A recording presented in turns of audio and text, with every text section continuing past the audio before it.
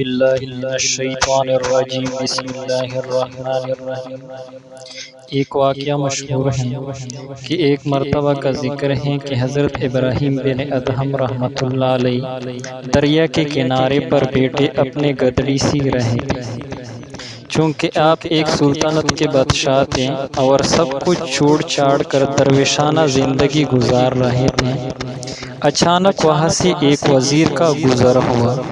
اس نے جو حضرت ابراہیم بن ادہم رحمۃ اللہ علیہ کو اس حالت میں دیکھا تو دل میں بڑی حیرت کا اظہار کیا اور کہنے لگا کہ کس قدر عظیم سلطنت کے مالک ہیں اور فقیری کو اختیار کر رکھا ہے۔ بادشاہ ہو کر فقیروں کی طرح گدڑی سی رہے ہیں، جبکہ ادھر ان کے نہ ہونے سے سلطنت برباد ہوئی جا رہی ہے۔ حضرت ابراہیم بن ادہم رحمۃ اللہ علیہ نے کشف کے ذریعے سے اس کے دل کی بات معلوم کر لی اور اس کو اپنے قریب بلایا۔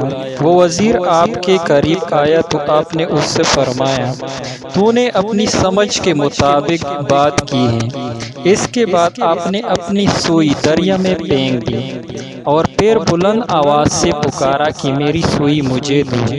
اچانک دریا کے اندر سے ہزاروں مچھلیاں اپنے اپنے منہ میں سونے کی سوئی دبائے ہوئے پانی سے باہر نکلے۔